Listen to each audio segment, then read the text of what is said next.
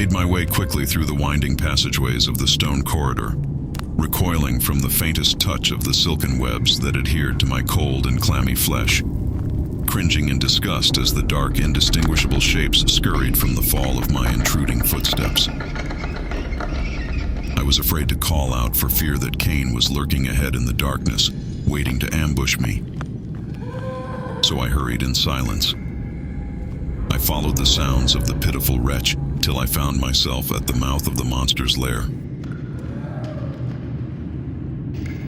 I am still uncertain how long I wandered the catacombs beneath Cain's lair, searching for the source of that hideous wailing. The flow of time ceased down there in the blackness, with only the light from the lantern swaying hypnotically in rhythm to my unsteady gait. I lost more than time. I began to lose all sense of self.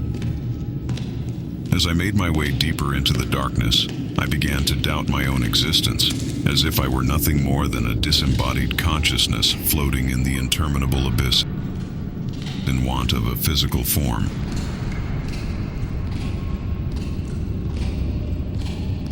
And then suddenly, the narrow corridor ended abruptly. I found myself standing in the mouth of a subterranean chamber.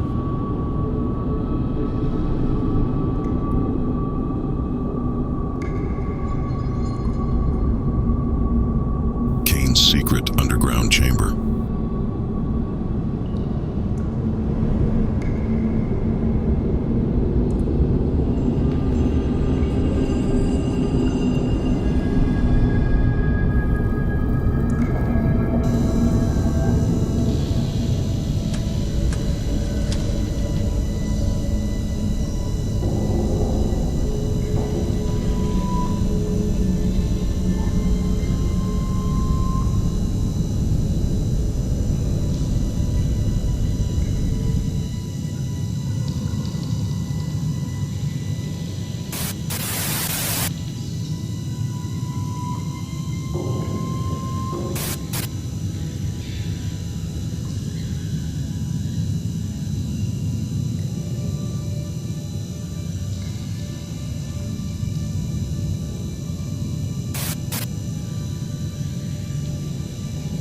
There, in the middle of the sprawling cavern, I finally found what I sought.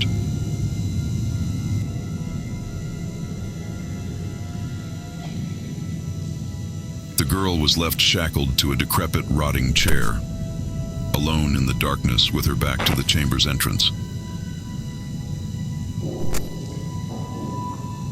The lantern offered little light, but in the darkness of this forsaken hole, it was as brilliant as the morning sun.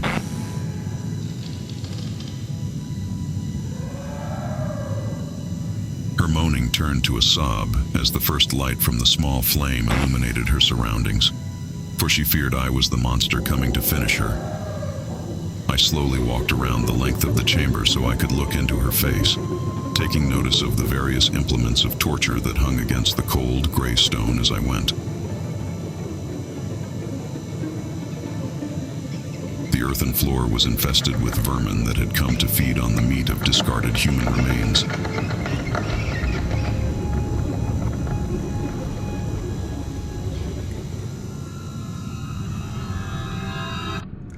She had been gagged, which explained why she could manage nothing more than an incoherent, muffled scream. I approached her slowly to get a closer look at her condition. Her eyes had not yet adjusted to the brightness of the newly found light, and she writhed and squirmed in an effort to avoid contact with me. I offered some soothing words of comfort as I reached out to remove the hair from her bloodied face. I looked into her eyes. I couldn't believe what I saw. He had removed her eyelids and placed her in front of a full-length mirror, so that when the lights came up, she would be forced to witness the atrocity of her hideous disfigurement. This was Cain's ghoulish method of punishment for the women who had abused the power of their appearance. He hated that something so cruel and deceitful could remain hidden so easily behind a mask of perfection.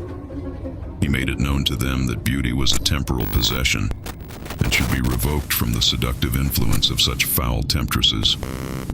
He wanted them to look on themselves as he viewed them, with the ugliness that dwelled in the pit of their squalid souls revealed once and for all.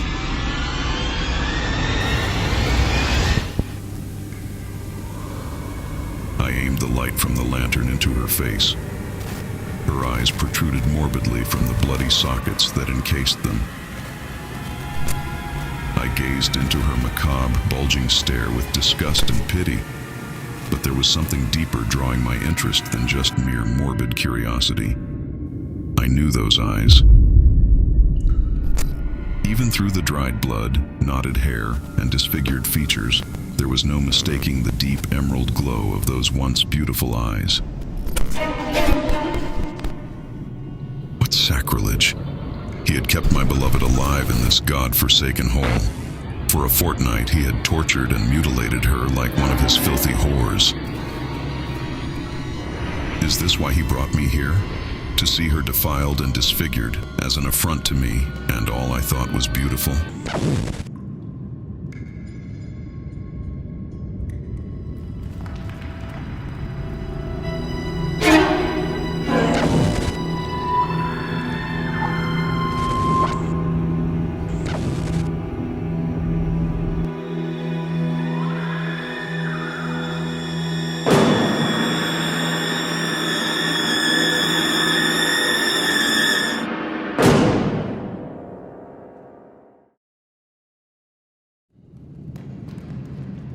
I had to get her out of here before he returned. I would seek my vengeance another time. I reached to remove the obstruction he had shoved in her mouth, but she recoiled from my touch. I assured her once again that I was here to help her, but she continued to resist. I finally managed to rip the gag free from her distorted lips. The stone room echoed with her screams of anguish. She yelled for me to keep away from her, and my heart filled with despair.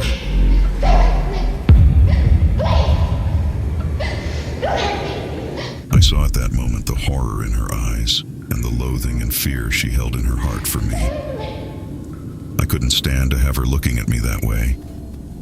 Could she not see the love that dwelled in my eyes for her? How could she believe for a moment that I could be capable of harming her? I sat there, dazed for a moment, confused by her misplaced fear. I rose once more to continue my efforts of rescue, but I never reached her. I was seized from behind by an unseen presence. He moved quickly and quietly. I never heard him coming for me. I fought to release his hold, but the constricting force of his powerful arm was too great. I quickly grew weak from the lack of breath. I lashed out repeatedly over my head, hoping to grab hold of something, but there seemed to be nothing of which to grab hold. Sarah's screams of torment droned on in my ears as I plunged slowly into darkness.